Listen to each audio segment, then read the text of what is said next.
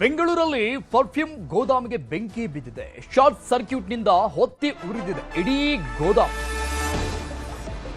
Perfume ಅನ್ನ ಶೇಖರಣೆ ಮಾಡಿ ಇಟ್ಟಿದ್ದಂತಹ ಗೋದಾಮಿಗೆ ಬೆಂಕಿ ಬಿದ್ದಿರುವುದು. ಶಾರ್ಟ್ ಸರ್ಕ್ಯೂಟ್ನಿಂದ ಬೆಂಕಿ ಹೊತ್ಕೊಂಡಿದೆ. ಇಡೀ ಗೋದಾಮು ಹೊತ್ತಿ ಉರಿದಿದೆ. ಬೆಂಗಳೂರಿನ ಉತ್ತರ ತಾಲೂಕಿನ ಮಾಕಾಳಿ ಬಳಿ ನಡೆದಂತಹ ಘಟನೆ ಇದು. ಬೆಂಕಿ ಅವಘಡದಲ್ಲಿ ಹಲವು ಕಾರ್ಮಿಕರಿಗೆ ಗಾಯ ಆಗಿದೆ. ಆದರೆ ಅದೃಷ್ಟವಶಾತ್ ಯಾವುದೇ ಪ್ರಾಣಹಾನಿ ಸಂಭವಿಸಿಲ್ಲ ಅನ್ನುವಂಥ ವಿಚಾರ ಗೊತ್ತಾಗ್ತಾ ಇದೆ. ಬೆಂಕಿ ನಂದಿಸಲು ಅಗ್ನಿಶಾಮಕ ಸಿಬ್ಬಂದಿ ಹರಸಾಹಸ ಪಟ್ಟಿದ್ದಾರೆ. ಯಾಕಂದ್ರೆ ಪರ್ಫ್ಯೂಮ್ ಅಲ್ಲೆಲ್ಲ ಶೇಖರಣೆ ಮಾಡಿ ಇಟ್ಟಿರುವಂಥದ್ದು. ಅದರಲ್ಲಿ ಸ್ಪಿರಿಟ್ ಇರುತ್ತೆ, ಆಲ್ಕೋಹಾಲ್ ಕಂಟೆಂಟ್ ಇರುತ್ತೆ, ಇನ್ನು ಮತ್ತಷ್ಟು ರಾಸಾಯನಿಕ ಪದಾರ್ಥಗಳು ಇರುತ್ತೆ. ಸೊ ಸಹಜವಾಗಿ ಇದು ಬೆಂಕಿಯ ಕೆನ್ನಾಲಿಗೆ ವ್ಯಾಪಕವಾಗಿ ಹರಡೋದಕ್ಕೆ ಕಾರಣ ಆಗುತ್ತೆ. ಅದನ್ನು ಹತೋಟಿಗೆ ತರೋದು ಕೂಡ ಅಷ್ಟು ಸಹಜವಾಗಿರೋದಿಲ್ಲ. ಅಗ್ನಿಶಾಮಕ ಸಿಬ್ಬಂದಿಗಳು ಹರಸಾಹಸ ಪಟ್ಟು ಬೆಂಕಿ ನಂದಿಸುವಂತ ಕಾರ್ಯವನ್ನು ಮಾಡ್ತಾ ಇದ್ದಾರೆ. ದೃಶ್ಯದಲ್ಲಿ ನೋಡ್ತಾ ಇದ್ವಿ, ಮುಗಿಲೆತ್ತರಕ್ಕೆ ಚಿಮ್ತಾ ಇರುವಂತಹ ದಟ್ಟವಾದ ಹೊಗೆ. ಜನರಲ್ಲಿ ಭೀತಿಯ ವಾತಾವರಣ ಇತ್ತು. ನೋಡಿ, ಮತ್ತೊಂದು ಭಾಗದಲ್ಲಿ ಅಲ್ಲಿ ಕೆಲಸ ಮಾಡ್ತಾ ಇದ್ದಂತಹ ಕಾರ್ಮಿಕರು ಮೈಯೆಲ್ಲ ಅರ್ಧಮರ್ಧ ಸುತ್ತಕೊಂಡ ಸ್ಥಿತಿಯಲ್ಲಿ ಆಚೆ ಬಂದು ನೆರಳಾಡ್ತಾ ಇರುವಂತಹ ದೃಶ್ಯಗಳಿವೆ. ಘಟನೆಯಲ್ಲಿ ಓರ್ವನಿಗೆ ಗಾಯ ಆಗಿರುವಂತ ಮಾಹಿತಿ ಸಿಗ್ತಾ ಇದೆ. ಬಟ್ ಅದೃಷ್ಟದ ಹಿನ್ನೆಲೆಯಲ್ಲಿ ಯಾವುದೇ ಪ್ರಾಣಹಾನಿಗಳು ಸಂಭವಿಸಿಲ್ಲ. ಡೀಟೇಲ್ಸ್ ಕೊಡ್ತಾರೆ ನಮ್ಮ ಪ್ರತಿನಿಧಿ ಮನುಕುಮಾರ್ ಸಂಪರ್ಕದಲ್ಲಿದ್ದಾರೆ. ಮನುಕುಮಾರ್, ಪರ್ಫ್ಯೂಮ್ ಗೋದಾಮಿಗೆ ಬೆಂಕಿ ಬಿದ್ದಿರುವಂತದ್ದು ಶಾರ್ಟ್ ಸರ್ಕ್ಯೂಟ್ ನಿಂದ ಅಂತ ಹೇಳಲಾಗ್ತಾ ಇದೆ. ಸದ್ಯಕ್ಕೆ ಇನ್ವೆಸ್ಟಿಗೇಷನ್ ಏನಾದರೂ ನಡೀತಾ ಇದೆಯಾ? ಬೆಂಕಿ ಹತೋಟಿಗೆ ಬಂದಿದೆಯಾ? ಕೇವಲ ಒಬ್ಬನಿಗೆ ಮಾತ್ರ ಸುಟ್ಟ ಗಾಯಗಳಾಗಿರೋದಾ? ಎಸ್ ಅರುಣ್, ಏನು ಶಾರ್ಟ್ ಸರ್ಕ್ಯೂಟ್ ನಿಂದ ಈ ಘಟನೆ ಸಂಭವಿಸಿರುವಂತದ್ದು ಮೇಲ್ನೋಟಕ್ಕೆ ಕಂಡು ಬರ್ತಿರುವಂತದ್ದು. ಪರ್ಫ್ಯೂಮ್ ನ ಗೋದಾಮಿಗೆ ಬೆಂಕಿ ಬಿದ್ದಂತ ಹಿನ್ನೆಲೆಯಲ್ಲಿ ಅಲ್ಲೇ ಕೆಲಸಕ್ಕೆ ಮಾಡ್ತಿದ್ದಂತ ಓರ್ವನಿಗೆ ಗಂಭೀರ ಗಾಯ ಕೂಡ ಆಗಿರುವಂತದ್ದು. ಅಂದ್ರೆ ಆತನ ಬಟ್ಟೆ ಕೂಡ ಸಂಪೂರ್ಣವಾಗಿ ಸುಟ್ಟು ಕರಕಲಾಗಿದೆ. ಮತ್ತೆ ಆತನ ಮೈ ಮೇಲೂ ಕೂಡ ಸಾಕಷ್ಟು ಏನು ಸುಟ್ಟ ಗಾಯಗಳು ಕೂಡ ಆಗಿರುವಂತದ್ದು. ಹಾಗಾಗಿ ಆತನನ್ನ ಚಿಕಿತ್ಸೆಗಾಗಿ ಆಸ್ಪತ್ರೆಗೂ ಕೂಡ ಈಗಾಗಲೇ ರವಾನೆಯನ್ನು ಸಹ ಮಾಡಿರುವಂತದ್ದು. ಅದೃಷ್ಟವಶಾತ್ ಯಾವುದೇ ಪ್ರಾಣಾಪಾಯ ಸಂಭವಿಸಿಲ್ಲ. ಕೂಡಲೇ ಏನು ಸ್ಥಳಕ್ಕೆ ಅಗ್ನಿಶಾಮಕ ಸಿಬ್ಬಂದಿ ಕೂಡ ಬಂದು ಈಗ ಬೆಂಕಿಯನ್ನು ಕೂಡ ಹತೋಟಿಗೆ ತರುವಂತ ಕೆಲಸಕ್ಕೆ ಮುಂದಾಗಿದ್ದಾರೆ.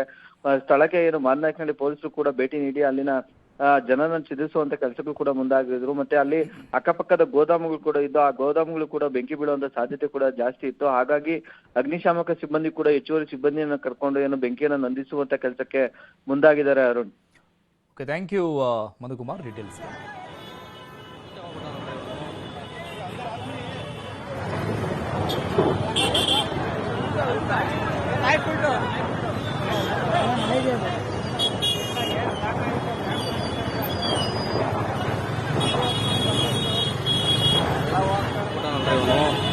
अंदर आदमी नहीं है,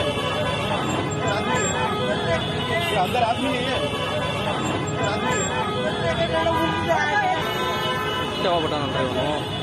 अंदर आदमी नहीं है. ಲೋಕಾಯುಕ್ತ ಬಲೆಗೆ ಬಿಜೆಪಿ ಶಾಸಕ. ಕಮಿಷನ್ ಅಸ್ತ್ರ ಬೀಸಿದ್ದ ಬಿಜೆಪಿಗೆ ಮುಜುಗರ. ಕಾಂಗ್ರೆಸ್ಗೆ ಚಂದ್ರು ಲವಾಣಿ ಬ್ರಹ್ಮಾಸ್ತ್ರ. ನೋಡೋಣ ಚಂದ್ರು ಲವಾಣಿ ಲಾಕ್ ಸುದ್ದಿಯಲ್ಲಿ.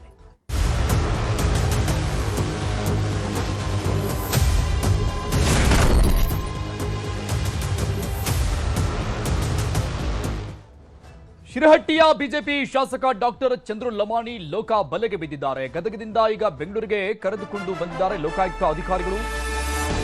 ಅಲ್ಲಿ ಮೆಡಿಕಲ್ ಚೆಕಪ್ ಎಲ್ಲ ಪ್ರೊಸೀಜರ್ಗಳನ್ನ ಮುಗಿಸಿಕೊಂಡು ಬರಲಾಗಿದೆ. ಜಿಮ್ಸ್ನಲ್ಲಿ ಗದಗದಿಂದ ಬೆಂಗಳೂರಿಗೆ ಕರೆದುಕೊಂಡು ಬರಲಾಗಿದೆ. ಕೆಲ ಹೊತ್ತಲ್ಲೇ ನ್ಯಾಯಾಧೀಶರ ಮುಂದೆ ಹಾಜರುಪಡಿಸಲಾಗುತ್ತೆ. ಜನಪ್ರತಿನಿಧಿಗಳ ನ್ಯಾಯಾಲಯದ ನ್ಯಾಯಾಧೀಶರ ಮುಂದೆ ಹಾಜರುಪಡಿಸಲಾಗುತ್ತೆ. ಯಾಕಂದ್ರೆ ಕೋರ್ಟ್ ಇವತ್ತು ರಜೆ ಇರುವ ಕಾರಣಕ್ಕಾಗಿ ಅವರ ನಿವಾಸಕ್ಕೆ ಕರೆದುಕೊಂಡು ಹೋಗುವ ಸಾಧ್ಯತೆ. ಚಂದ್ರು ಲಮಾಣಿ ಸೇರಿ ಇಬ್ಬರು ಪಿಎಗಳನ್ನ ಪೊಲೀಸರು ಕರೆದುಕೊಂಡು ಬಂದಿದ್ದಾರೆ. ಜನಪ್ರತಿನಿಧಿಗಳ ಕೋರ್ಟ್ನ ಜಡ್ಜ್ ಮುಂದೆ ಹಾಜರು ಪಡಿಸೋದಕ್ಕೆ ಎಲ್ಲ ಸಿದ್ಧತೆಗಳಾಗ್ತಾ ಇದೆ. ಇನ್ನು ನ್ಯಾಯಾಧೀಶರ ನಿವಾಸದ ಬಳಿ ಪೊಲೀಸ್ ಭದ್ರತೆಯನ್ನ ನಿಯೋಜನೆ ಮಾಡಲಾಗಿದೆ. ಈಗಾಗಲೇ 5 ಲಕ್ಷ ಲಂಚ ಪಡೆಯುವಾಗ ರೆಡ್ ಹ್ಯಾಂಡ್ ಆಗಿ ಲೋಕಾಯುಕ್ತರ ಬಲೆಗೆ ಬಿದ್ದಿರೋದು ಶಿರಹಟ್ಟಿ ಶಾಸಕ, ಬಿಜೆಪಿ ಶಾಸಕ ಚಂದ್ರು ಲಮಾಣಿ. ಶಾಸಕ ಸೇರಿ ಇಬ್ಬರು ಪಿಎಗಳು ಲಾಕ್ ಆಗಿದ್ದಾರೆ. 1 ಕೋಟಿ ಕಾಮಗಾರಿಯ ವಿಚಾರಕ್ಕೆ ಸಂಬಂಧಪಟ್ಟಂಗೆ 11 ಲಕ್ಷಕ್ಕೆ ಡಿಮ್ಯಾಂಡ್ ಇಟ್ಟಿತ್ತು. ಈಗ ಆ ಗುತ್ತಿಗೆದಾರ ವಿಜಯ್ ಅನ್ನುವಂಥವರು ಕೊಟ್ಟಂತ ದೂರಲ್ಲಿ ಉಲ್ಲೇಖ ಮಾಡಿದ್ದಾರೆ. 12% ಇವರು ಮಾತನಾಡಿದ್ರಂತೆ. 12% ಲಂಚ ಕೊಡಬೇಕು ಅಂತ, ಕಿಕ್ ಬ್ಯಾಕ್. ಸೊ ಈ ಪೈಕಿ 5 ಲಕ್ಷ ಹಣವನ್ನ ಪಡೆಯುವಾಗ ರೆಡ್ ಹ್ಯಾಂಡ್ ಆಗಿ ಸಿಕ್ಬಿದ್ದಾರೆ. ಈಗ ಬಿಜೆಪಿ ಶಾಸಕ ಮತ್ತು ಪಿಎಗಳು ಇಬ್ರು ಮೂವರನ್ನು ಕೂಡ ಈಗ ವಶಕ್ಕೆ ಪಡೆದುಕೊಂಡು ಬೆಂಗಳೂರಿಗೆ ಕರೆದುಕೊಂಡು ಬರಲಾಗ್ತಾ ಇದೆ. ಡೀಟೇಲ್ಸ್ ಕೊಡ್ತಾರೆ ನಮ್ಮ ಪ್ರತಿನಿಧಿ ಮುನಿರಾಜು ಲೈವ್ ನಲ್ಲಿ ಜಾಯ್ನ್ ಆಗ್ತಾ ಇದ್ದಾರೆ. ಮುನಿರಾಜು, ಬಿಜೆಪಿ ಶಾಸಕ ಲಂಚಾವತಾರದ ವಿಚಾರಕ್ಕೆ ಸಂಬಂಧಪಟ್ಟಂಗೆ ಒಟ್ಟಾರೆಯಾಗಿ 3 ಅರೆಸ್ಟ್ ಆಗಿದೆ. ಅವರನ್ನ ಈಗ ಜನಪ್ರತಿನಿಧಿಗಳ ನ್ಯಾಯಾಲಯದ ಜಡ್ಜ್ ಮುಂದೆ ಹಾಜರುಪಡಿಸುವಂತಹ ಪ್ರಕ್ರಿಯೆ, ಇಲ್ಲಿ ಏನೇನು ಸಿದ್ಧತೆಗಳು ಆಗ್ತಾ ಇದೆ ಸದ್ಯಕ್ಕೆ ಬೆಂಗಳೂರಲ್ಲಿ? ಆಲ್ರೆಡಿ ಬಂದಿದ್ದಾರಾ, ಎಲ್ಲಿದ್ದಾರಂತೆ ಅಟ್ ಪ್ರೆಸೆಂಟ್? ಅರುಣ್, ಈಗಾಗಲೇ 3 ಆರೋಪಿಗಳನ್ನ ಈಗ ಲೋಕಾಯುಕ್ತ ಪೊಲೀಸರು ಕರ್ಕೊಂಡು ಬಂದಿರುವಂತದ್ದು ಕೂಡ ನಾವು ನೋಡಬಹುದು. ಕೋಗಿಲು ಲೇಔಟ್ ನಲ್ಲಿರುವಂತಹ ಒಂದು ನ್ಯಾಯಾಧೀಶರ ನಿವಾಸಕ್ಕೆ ಒಂದು ಕೆಎಸ್ಆರ್ಪಿ ವಾಹನದಲ್ಲಿ ಈಗ ಲೋಕಾಯುಕ್ತ ಪೊಲೀಸರು ಕೂಡ ಕರ್ಕೊಂಡು ಬಂದಿದ್ದಾರೆ. ಇನ್ನು ಕೆಲವೇ ಹೊತ್ತಿನಲ್ಲಿ ಇವರನ್ನ ನ್ಯಾಯಾಧೀಶರ ಮುಂದೆ ಹಾಜರುಪಡಿಸಿ ಈ ಒಂದು ಪ್ರಕರಣಕ್ಕೆ ಸಂಬಂಧಪಟ್ಟಂತೆ ಅವರನ್ನ ನ್ಯಾಯಾಂಗ ಬಂಧನ ಅಥವಾ ಕಸ್ಟಡಿಗೆ ಪಡೆಯೋದಕ್ಕೆ ಬೇಕಾದಂತಹ ಒಂದು ಸಿದ್ಧತೆಯನ್ನು ಕೂಡ ಮಾಡ್ಕೊಳ್ತಾ ಇದ್ದಾರೆ.